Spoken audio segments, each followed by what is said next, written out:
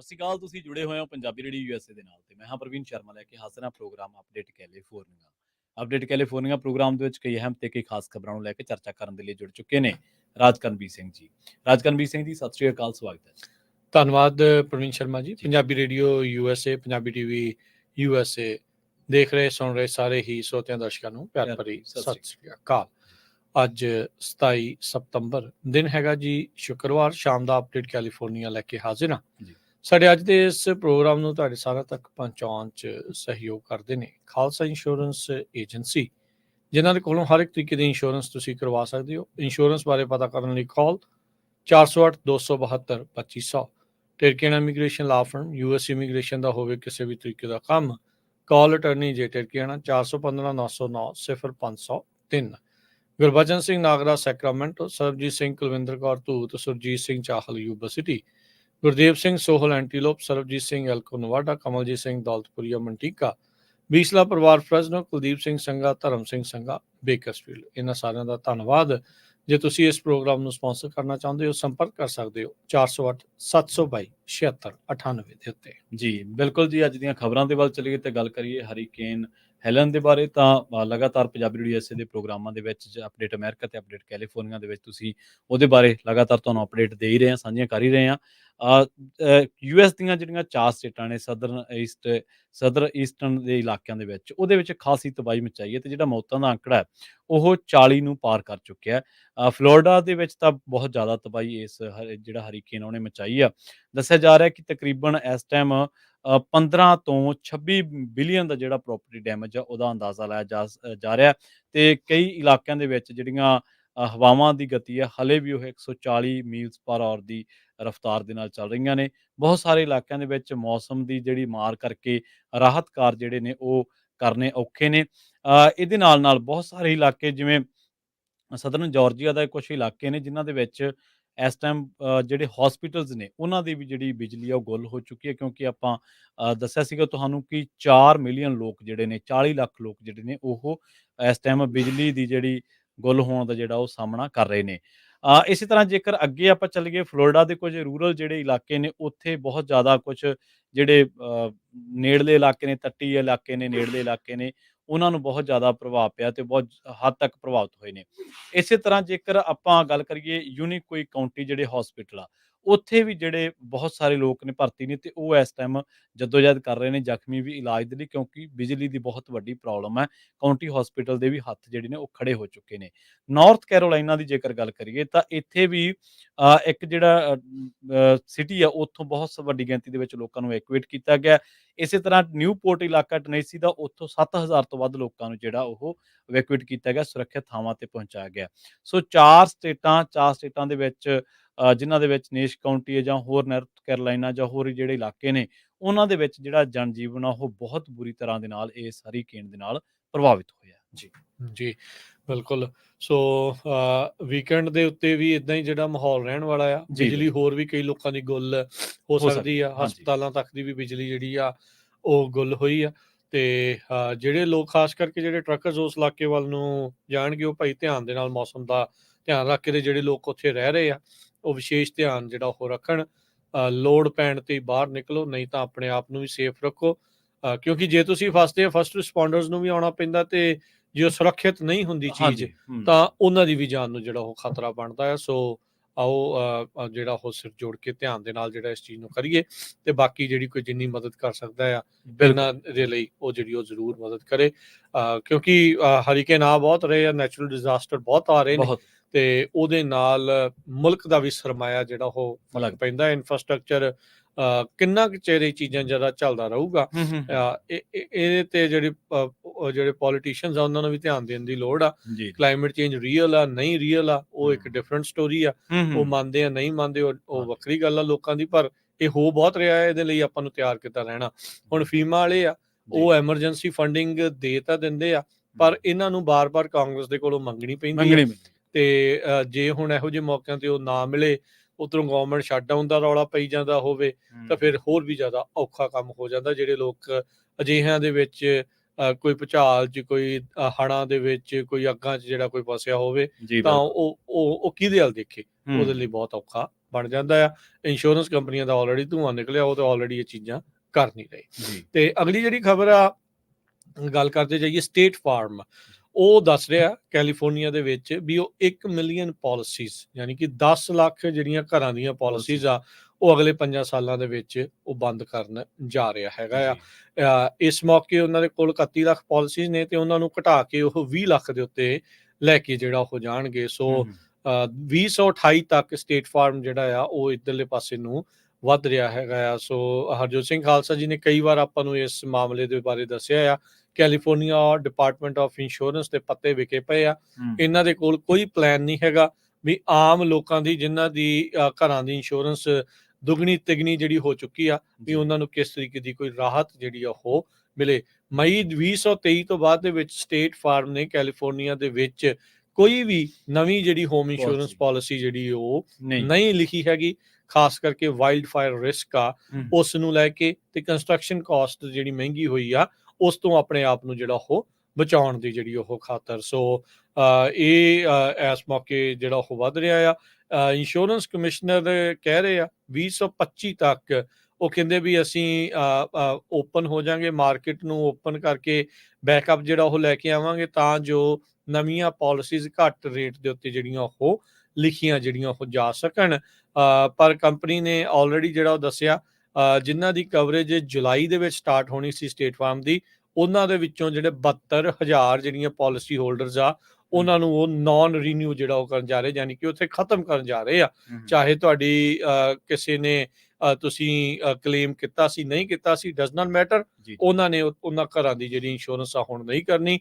5 ਚੋਂ 1 ਘਰ ਜਿਹੜਾ ਆ ਸਟੇਟ ਫਾਰਮ ਵਾਲੇ ਜਿਹੜੇ ਉਹ ਇਸ ਟਾਈਮ ਛੱਡਣ ਜਾ ਰਹੇ ਆ, ਤੇ 2028 ਤੱਕ ਇਹਨਾਂ ਨੇ 10 ਲੱਖ ਟੋਟਲ ਜਿਹੜੇ ਆ ਉਹ ਘਰਾਂ ਨੂੰ ਇੰਸ਼ੋਰ ਕਰਨਾ ਬੰਦ ਕਰ ਦੇਣਾ ਹੈ। ਜੀ ਬਿਲਕੁਲ।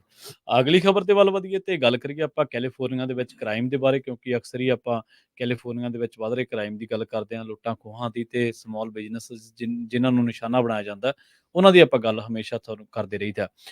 4 ਫਾਰਮੇਸੀਜ਼ ਨੂੰ ਨਿਸ਼ਾਨਾ ਬਣਾਇਆ ਗਿਆ ਅੱਜ ਸੈਨ ਫਰਨੈਂਡੋ ਕਾਉਂਟੀ ਦੇ ਵਿੱਚ, ਜਿੱਥੇ ਉਹਨਾਂ ਦੇ ਵਿੱਚ ਚੋਰੀ ਦੀਆਂ ਵਾਰਦਾਤਾਂ ਜਿਹੜੀਆਂ ਨੇ ਉਹ ਕੀਤੀਆਂ ਗਈਆਂ ਨੇ, ਤੇ ਇਹਦੇ ਵਿੱਚ ਦੱਸਿਆ ਜਾ ਰਿਹਾ ਕਿ ਇੱਕੋ ਗੈਂਗ ਉੱਤੇ ਜਿਹੜਾ ਉਹ ਸ਼ੱਕ ਹੈ ਕਿ ਇਹਨਾਂ ਨੇ ਵਾਰਦਾਤ ਨੂੰ ਅੰਜਾਮ ਦਿੱਤਾ।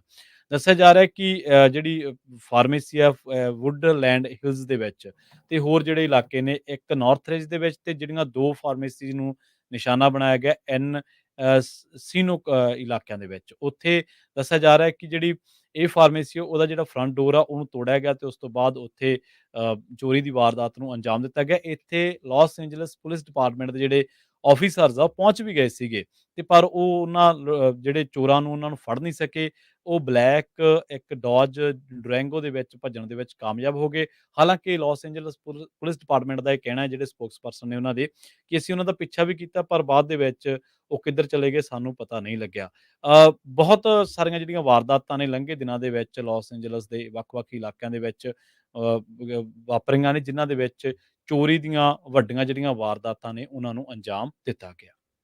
ਜੀ, ਅੱਜ ਜਿਹੜੀ vice president Kamala Harris finally ਕਹਿੰਦੇ ਵੀ ਸਦਰਨ ਬਾਰਡਰ ਦੇ ਜਿਹੜੇ ਦੌਰੇ ਦੇ ਉੱਤੇ ਗਈ। ਡਗਲਸ ਜਿਹੜਾ ਇਲਾਕਾ ਆ, ਡਗਲਸ ਇੰਟਰਨੈਸ਼ਨਲ ਏਅਰਪੋਰਟ ਐਰੀਜ਼ੋਨਾ ਤੋਂ, ਕਹਿੰਦੇ ਵੀ ਉੱਥੇ ਮਰੀਨ 2 ਹੈਲੀਕਾਪਟਰ ਦੇ ਵਿੱਚ ਉਹਨਾਂ ਨੇ ਦਸਤਕ ਜਿਹੜੀ ਉਹ ਉੱਥੇ ਦਿੱਤੀ ਹੈਗੀ ਆ। ਕਹਿੰਦੇ ਵੀ ਉੱਥੇ 2 ਬਾਰਡਰ ਪੈਟਰੋਲ ਏਜੰਟਸ ਨੇ ਉਹਨਾਂ ਨੂੰ ਬਰੀਫ ਕੀਤਾ ਵੀ ਕੀ ਹਾਲਾਤ ਜਿਹੜੇ ਉਹ ਬਣੇ ਪਏ ਆ। ਇਹ ਉਹੀ ਕਮਲਾ ਹੈਰਿਸ ਨੇ ਜਿਨ੍ਹਾਂ ਨੇ ਵਾਈਸ ਪ੍ਰੈਜ਼ੀਡੈਂਟ ਬਣਦਿਆਂ ਸਾਰ ਇਹ ਕਿਹਾ ਸੀਗਾ ਵੀ ਸਾਰਿਆਂ ਨੂੰ ਅਸੀਂ ਜੀ ਆਇਆਂ ਨੂੰ ਆਖਾਂਗੇ, ਜੀ ਆਇਆਂ ਨੂੰ ਆਖਿਆ। ਦੂਜੇ ਮੁਲਕਾਂ 'ਚ ਜਾ ਕੇ ਇਮੀਗ੍ਰੇਸ਼ਨ ਦੇ ਮੁੱਦਿਆਂ ਨੂੰ ਜਿਹੜਾ ਉਹ ਜ਼ਰੂਰ ਚੱਕਿਆ, ਪਰ ਕਦੀ ਜਿਹੜੇ ਉਹ ਬਾਰਡਰ ਦੇ ਉੱਤੇ ਨਹੀਂ ਸੀ ਗਏ। ਪਰ ਹੁਣ ਫਾਈਨਲੀ ਜਦ ਉਹਨਾਂ ਦੇ ਉੱਤੇ ਦਬਾਅ ਬਹੁਤ ਜ਼ਿਆਦਾ ਬਣ ਗਿਆ ਤੇ ਉਹਨਾਂ ਨੂੰ ਜਿਹੜਾ ਹੁਣ ਉੱਥੇ ਜਾਣਾ ਪਿਆ। ਪ੍ਰੈਜ਼ੀਡੈਂਟ ਟਰੰਪ ਹੋਣਾ ਨੇ ਬਾਰਡਰ ਦਾ ਮਾਮਲਾ, ਇਮੀਗ੍ਰੇਸ਼ਨ ਦਾ ਜਿਹੜਾ ਮਾਮਲਾ ਆ, ਉਸ ਨੂੰ ਖਾਸਾ ਜਿਹੜਾ ਆ ਉਹ ਇਸ ਟਾਈਮ ਚੱਕ ਕੇ ਰੱਖਿਆ, ਤੇ ਉਹ ਇਸ਼ੂ ਹੈ ਵੀ ਬਹੁਤ ਜ਼ਿਆਦਾ ਗੰਭੀਰ ਹੈ ਇਸ ਟਾਈਮ ਅਮਰੀਕਾ ਦੇ ਹਿਸਾਬ ਤੋਂ।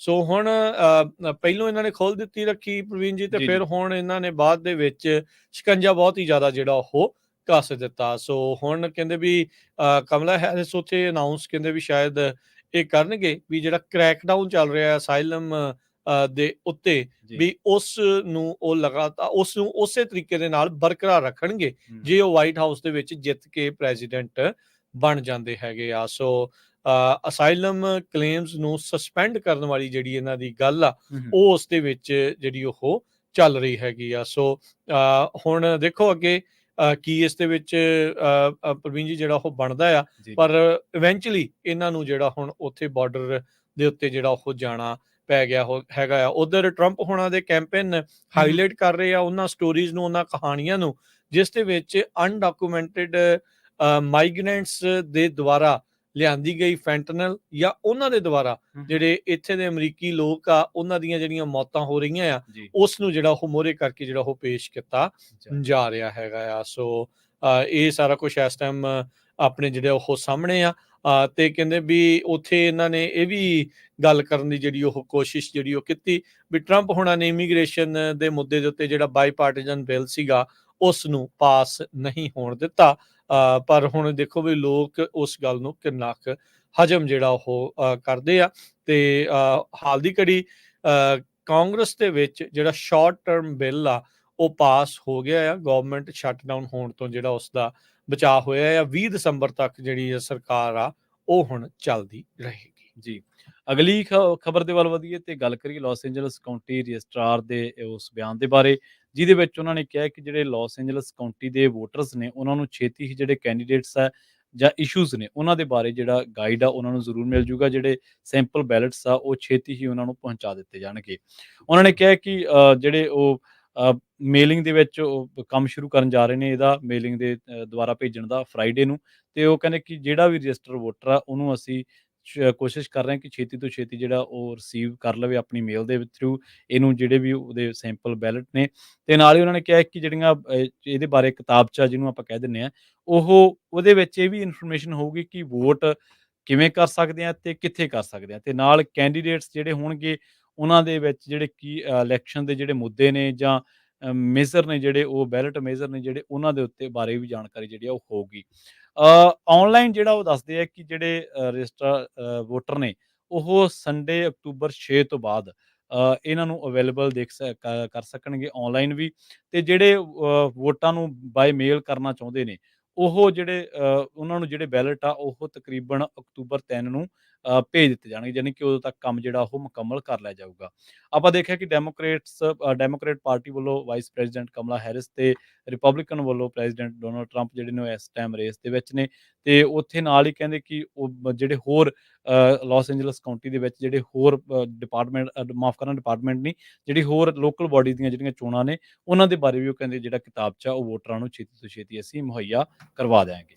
ਜੀ, ਉਧਰ ਡੋਨਾਲਡ ਟਰੰਪ ਹੁਣੇ ਵੀ ਹੁਣ ਪ੍ਰਮੋਟ ਕਰ ਰਹੇ ਆ ਮਿਸ਼ੀਗਨ ਦੇ ਵਿੱਚ। ਅੱਜ ਦੌਰੇ ਦੇ ਵਿੱਚ ਜਦੋਂ ਉੱਥੇ ਗਏ ਵੀ ਐਬਸੈਂਟੀ ਜਿਹੜੀ ਵੋਟਿੰਗ ਆ ਉਸ ਦੇ ਵਿੱਚ ਵੱਧ ਤੋਂ ਵੱਧ ਹਿੱਸਾ ਲਓ। ਕਹਿੰਦੇ ਵੀ ਜੇ ਤੁਹਾਡੇ ਕੋਲ ਬੈਲਟ ਹੈਗਾ ਆ ਤੇ ਜਲਦੀ ਭਰ ਕੇ ਵਾਪਸ ਕਰ ਲਓ, ਜੇ ਨਹੀਂ ਹੈਗਾ ਤੇ ਜਾਓ ਬੈਲਟ ਲਓ ਤੇ ਭਰ ਕੇ ਜਿਹੜਾ ਆ ਉਹ ਕਰੋ। ਕਹਿੰਦੇ ਵੀ ਮੈਂ ਆਪਣੇ ਟਰੰਪ ਸਪੋਰਟਰਸ ਨੂੰ ਇਹੀ ਕਹਿਣਾ ਆ ਵੀ ਵੱਧ ਤੋਂ ਵੱਧ ਕਰੋ। ਅਕਸਰ ਪਿਛਲੀ ਵਾਰ ਐਬਸੈਂਟੀ ਬੈਲਟਸ ਨੇ ਹੀ ਜਿਹੜਾ ਪਲਟਾ ਦਿੱਤਾ ਸੀਗਾ, ਕਿਉਂਕਿ ਸਾਉਣ ਤੋਂ ਪਹਿਲਾਂ ਇਹਨਾਂ ਬੈਟਲ ਗਰਾਊਂਡ ਸਟੇਟਸ ਦੇ ਵਿੱਚ ਟਰੰਪ ਹੁਣੀ ਲੀਡ ਕਰ ਰਹੇ ਸੀਗੇ। ਤੇ ਜਦ ਜਿਹੜੇ ਉਹ ਬਕਸੇ ਕਹਿੰਦੇ ਵੀ ਖੁੱਲੇ ਜਿਹਦੇ ਵਿੱਚ ਐਬਸੈਂਟੀ ਬੈਲਟ ਸੀਗੇ, ਤਾਂ ਉਹਦੇ ਵਿੱਚ ਜਿਹੜਾ ਜੋ ਬਾਈਡਨ ਆ ਉਸ ਨੇ ਬਾਜੀ ਜਿਹੜੀ ਉਹ ਪਲਟਾ ਦਿੱਤੀ ਆ। ਬਹੁਤ ਸਾਰੇ ਸੂਬਿਆਂ ਜਿੱਦਾਂ ਤੁਸੀਂ ਦੱਸਿਆ ਵੀ ਇਹ ਜਿਹੜੇ ਬੈਲਟਸ ਆ ਉਹ ਜਲਦੀ ਆ ਜਾਣੇ ਆ। ਕੈਲੀਫੋਰਨੀਆ ਦੇ ਵਿੱਚ ਵੀ ਜਲਦ ਹੀ ਤੁਹਾਨੂੰ ਸਾਰੇ ਪਾਸੇ ਹੀ ਸਾਰਿਆਂ ਨੂੰ ਹੀ ਐਬਸੈਂਟੀ ਬੈਲਟ ਜਿਹੜਾ ਉਹ ਮਿਲੇਗਾ। ਸੋ ਮੇਕ ਸ਼ੋਰ ਕਰੋ ਜੇ ਤੁਸੀਂ ਰਜਿਸਟਰਡ ਹੈਗੇ ਆ ਵੋਟ ਕਰਨ ਦੇ ਲਈ ਤਾਂ ਉਹ ਤੁਸੀਂ ਵੋਟ ਆਪਣੀ ਜ਼ਰੂਰ ਪਾਓ ਜਿਹੜਾ ਵੀ ਤੁਹਾਡਾ ਪਸੰਦੀਦਾ ਕੈਂਡੀਡੇਟ ਆ। ਤੇ ਜੇ ਤੁਸੀਂ ਮੂਵ ਹੋਏ ਆ US ਸਿਟੀਜ਼ਨ ਹੈਗੇ ਆ ਤੇ ਜੇ ਉਸ ਕਾਉਂਟੀ ਦੇ ਵਿੱਚ ਜੇ ਤੁਸੀਂ ਅਜੇ ਤੱਕ ਰਜਿਸਟਰ ਨਹੀਂ ਕੀਤਾ ਤਾਂ ਮੇਕ ਸ਼ੋਰ ਕਰੋ ਵੀ ਤੁਸੀਂ ਰਜਿਸਟਰ ਕਰ ਲਓ, ਤਾਂ ਜੋ ਜਿਹੜਾ ਆ ਉਹ ਫਿਰ ਤੁਹਾਨੂੰ ਜਿਹੜੀ ਆ ਵੋਟ ਆ ਬੈਲਟ ਆ ਉਹ ਤੁਹਾਨੂੰ ਸਮੇਂ ਸਿਰ ਮਿਲ ਸਕੇ। ਜੀ, ਅਗਲੀ ਗੱਲ ਕਰੀਏ ਪ੍ਰੋਪ 2 ਨੂੰ ਲੈ ਕੇ। ਇਹ ਕੈਲੀਫੋਰਨੀਆ ਦੇ ਵਿੱਚ $10 ਬਿਲੀਅਨ ਦਾ ਐਜੂਕੇਸ਼ਨ ਬੌਂਡ ਆ, ਜਿਸ ਦੇ ਨਾਲ ਨਵੇਂ ਸਕੂਲ ਤੇ ਜਿਹੜੇ ਬਣੇ ਹੋਏ ਸਕੂਲ ਆ ਉਹਨਾਂ ਦੀ ਮੁਰੰਮਤ ਜਿਹੜੀ ਉਹ ਕੀਤੀ ਜਾਊਗੀ। ਬੇ ਏਰੀਏ ਦੇ ਵਿੱਚ ਜਿਹੜੇ ਕਹਿੰਦੇ ਵੀ ਵੋਟਰਸ ਆ ਉਹ ਇਸ ਮੈਜਰ ਦੇ ਉੱਤੇ ਵੋਟ ਪਾਉਣ ਜਾ ਰਹੇ ਆ। ਇਸੇ ਤਰੀਕੇ ਦੇ ਨਾਲ ਸਾਡੇ ਇੱਥੇ ਲੋਕਲ ਮੈਜਰ ਇਹ ਕਰਕੇ ਜਿਹੜਾ ਉਹ ਸਕੂਲਾਂ ਨੂੰ ਲੈ ਕੇ ਜਿਹੜਾ ਉਹ ਚੱਲ ਰਿਹਾ ਆ। ਸੋ ਕਈ ਥਾਵਾਂ ਦੇ ਉੱਤੇ ਮਿਲੀਅਨਸ ਤੇ ਕਈ ਥਾਵਾਂ ਦੇ ਉੱਤੇ ਬਿਲੀਅਨਸ ਆਫ ਡਾਲਰ ਇਸ ਬੌਂਡ ਮੈਜਰ ਦੇ ਵਿੱਚ ਕੀਤੇ ਜਾਣਗੇ। K-12 ਜਿਹੜੇ ਪਬਲਿਕ ਸਕੂਲਸ ਆ ਜਿਹੜੇ ਪੁਰਾਣੇ ਹੋ ਰਹੇ ਆ ਉਹ ਹਜ਼ਾਰਾਂ ਹੀ ਸਕੂਲਾਂ ਨੂੰ ਕਹਿੰਦੇ ਵੀ ਰਿਪੇਅਰ ਕਰਨ ਦੇ ਲਈ। ਕਮਿਊਨਿਟੀ ਕਾਲਜਿਸ, ਕਰੀਅਰ ਤੇ ਟੈਕਨੀਕਲ ਐਜੂਕੇਸ਼ਨ ਕੈਂਪਸਿਸ ਨੂੰ ਇੱਕ ਹਿਸਾਬ ਦੇ ਨਾਲ ਨਵੰਬਰ ਬੈਲਟ ਦੇ ਉੱਤੇ ਰੱਖਿਆ ਗਿਆ ਆ। ਇਹ ਸਟੇਟ ਵਾਈਡ ਮੈਜਰ ਆ ਜਿਹੜਾ ਪ੍ਰੋਪ 2 ਆ, ਇਹ ਸਾਰੇ ਪਾਸੇ ਜਿਹੜਾ ਉਹ ਦੇਖਿਆ ਜਾਊਗਾ। 4 ਸਾਲਾਂ ਦੇ ਵਿੱਚ ਕਹਿੰਦੇ ਵੀ ਇਹ ਪਹਿਲੀ ਵਾਰੀ ਇਦਾਂ ਦਾ ਆਇਆ ਆ ਜਿਸ ਦੇ ਨਾਲ ਜਿਹੜੇ ਸਕੂਲਾਂ ਦੀ, ਨਵੇਂ ਸਕੂਲਾਂ ਦੀ ਜਿਹੜੀ ਉਸਾਰੀ ਤੇ ਪੁਰਾਣੇ ਸਕੂਲਾਂ ਦੀ ਜਿਹੜੀ ਮੁਰੰਮਤ ਆ ਉਹ ਕੀਤੀ ਜਾ ਸਕਦੀ ਆ। ਕਹਿੰਦੇ ਵੀ ਕੈਲੀਫੋਰਨੀਆ ਡਿਪਾਰਟਮੈਂਟ ਆਫ ਐਜੂਕੇਸ਼ਨ ਇਹ ਐਸਟੀਮੇਟ ਲਾ ਰਿਹਾ, ਅਨੁਮਾਨ ਲਾ ਰਿਹਾ ਆ ਵੀ 30% ਜਿਹੜੇ K through 12 ਕਲਾਸਰੂਮ ਆ ਉਹ ਘੱਟੋ ਘੱਟ 50 ਸਾਲ ਪੁਰਾਣੇ ਨੇ ਤੇ 10% ਅਜਿਹੇ ਨੇ ਜਿਹੜੇ 70 ਸਾਲ ਪੁਰਾਣੇ ਨੇ। Public policy institute of California ਨੇ ਰਿਪੋਰਟ ਕੀਤਾ ਵੀ 38% ਜਿਹੜੇ ਸਟੂਡੈਂਟ ਸਕੂਲਾਂ ਦੇ ਵਿੱਚ ਜਾਂਦੇ ਆ ਉਹਨਾਂ ਦੇ ਲਈ ਮਿਨੀਮਮ ਜਿਹੜੀਆਂ ਫੈਸਿਲਿਟੀ ਸਟੈਂਡਰਡਸ ਆ ਉਹ ਵੀ ਪੂਰੀਆਂ ਜਿਹੜੀਆਂ ਉਹ ਨਹੀਂ ਹੋ ਰਹੀਆਂ ਹੈਗੀਆਂ। ਕਈ ਥਾਵਾਂ ਦੇ ਉੱਤੇ ਲਾਈਟਿੰਗ ਮਾੜੀ ਆ, ਕਈ ਥਾਵਾਂ ਦੇ ਉੱਤੇ ਪਲੰਬਿੰਗ ਠੀਕ ਨਹੀਂ ਆ ਤੇ ਸਟਰਕਚਰਸ ਨੂੰ ਕਈ ਥਾਵਾਂ ਦੇ ਉੱਤੇ ਡੈਮੇਜ ਜਿਹੜਾ ਉਹ ਹੋਇਆ ਆ। ਇਸੇ ਤਰੀਕੇ ਦੇ ਨਾਲ ਕੈਲੀਫੋਰਨੀਆ ਦੇ ਨਾਲ ਆਈਡਾਹੋ, ਕੋਲੋਰਾਡੋ, ਨਿਊ ਮੈਕਸੀਕੋ ਜਿਹੜੀਆਂ ਆ ਇਹਨਾਂ ਸੂਬਿਆਂ ਦੇ ਵਿੱਚ ਵੀ ਅਜਿਹੇ ਹੀ ਕੁਝ ਜਿਹੜੇ ਮੈਜਰਸ ਆ ਉਹ ਜਿਹੜੇ ਉਹ ਆ ਸਕਦੇ ਹੈਗੇ ਆ। ਕਹਿੰਦੇ ਵੀ ਡਿਸਟ੍ਰਿਕਟਸ ਨੂੰ ਪ੍ਰੋਵਾਈਡ ਕੀਤੀ ਜਾ ਰਹੀ ਹੈ ਇਹਨਾਂ ਸੂਬਿਆਂ ਦੇ ਵਿੱਚ ਫੰਡਿੰਗ ਕੰਸਟਰਕਸ਼ਨ ਕਾਸਟ ਦੇ ਲਈ, ਜਿਹੜੀ ਉਹਨਾਂ ਨੂੰ ਦੁਬਾਰਾ ਪੇ ਕਰਨ ਦੀ ਲੋੜ ਨਹੀਂ ਹੋਊਗੀ ਤਾਂ ਜੋ ਸਕੂਲ ਆ ਉਹ ਮਿਆਰੀ ਜਿਹੜੇ ਉਹ ਬਣ ਸਕਣ। ਸੋ ਜਿੰਨੇ ਵੀ ਮਾਪੇ ਨੇ, ਖਾਸ ਕਰਕੇ ਜਿਨ੍ਹਾਂ ਦੇ ਬੱਚੇ ਜਿਹੜੇ ਸਕੂਲਾਂ 'ਚ ਪੜ੍ਹਦੇ ਆ, ਉਹ ਵੀ ਭਾਈ ਇਹਨਾਂ ਚੀਜ਼ਾਂ ਨੂੰ ਜਿਹੜਾ ਸਰਗਰਮੀ ਦੇ ਨਾਲ ਦੇਖਿਆ ਕਰ। ਜੀ ਬਿਲਕੁਲ। ਅਗਲੀ ਖਬਰ ਦੇ ਵੱਲ ਵਧੀਏ ਤੇ ਅਗਲੀ ਜਿਹੜੀ ਖਬਰ ਆ ਉਹ ਆ ਰਹੀ ਹੈ ਮਿਸ਼ੀਗਨ ਦੇ ਬੰਦੇ ਦੇ ਨਾਲ ਸੰਬੰਧਿਤ ਹੈ ਜਿਹਦੇ ਉੱਤੇ ਦੋਸ਼ ਲੱਗਿਆ ਕਿ ਉਹਨੇ ਇੱਕ ਮੇਲਰ ਨੂੰ ਜਿਹੜਾ ਉਹਦੇ ਨਾਲ ਬਦਤਮੀਜ਼ੀ ਕੀਤੀ ਤੇ ਉਹਦੇ ਨਾਲ ਭੱਦਾ ਜਿਹੜਾ ਵਿਵਹਾਰ ਕੀਤਾ ਤੇ ਦੋਸ਼ ਇਹ ਲੱਗਿਆ ਕਿ ਉਹਨੇ ਇਹਦੀ ਕੁੱਟਮਾਰ ਕਰਨ ਦੀ ਵੀ ਜਿਹੜੀ ਕੋਸ਼ਿਸ਼ ਕੀਤੀ। ਉਹਨੇ ਜਿਹੜੀ ਮੇਲ ਪਾਈ ਸੀ ਅਸਲ ਦੇ ਵਿੱਚ ਉਹਦੇ ਤੇ ਲਿਖਿਆ ਹੋਇਆ ਸੀ ਕਮਲਾ ਹੈਰਿਸ ਫॉर ਪ੍ਰੈਜ਼ੀਡੈਂਟ ਤੇ ਜਦੋਂ ਇਹਨੂੰ ਡਿਲੀਵਰ ਕਰਨ ਵਾਲੇ ਨੂੰ ਉਹ ਬੰਦੇ ਨੇ ਕੁੱਟਿਆ ਮਾਰਿਆ। ਰਸਲ ਫਰੈਂਕ ਵੈਲਿਊ ਜਿਹੜਾ 61 ਸਾਲ ਦਾ ਇਹ ਫਰਮਿੰਗਟਨ ਹਿਲਸ ਦਾ ਰਹਿਣ ਵਾਲਾ ਮਿਸ਼ੀਗਨ ਦਾ, ਉਹਨੂੰ ਚਾਰਜ ਕੀਤਾ ਗਿਆ ਆਕਲੈਂਡ ਕਾਉਂਟੀ ਦੇ ਵਿੱਚ।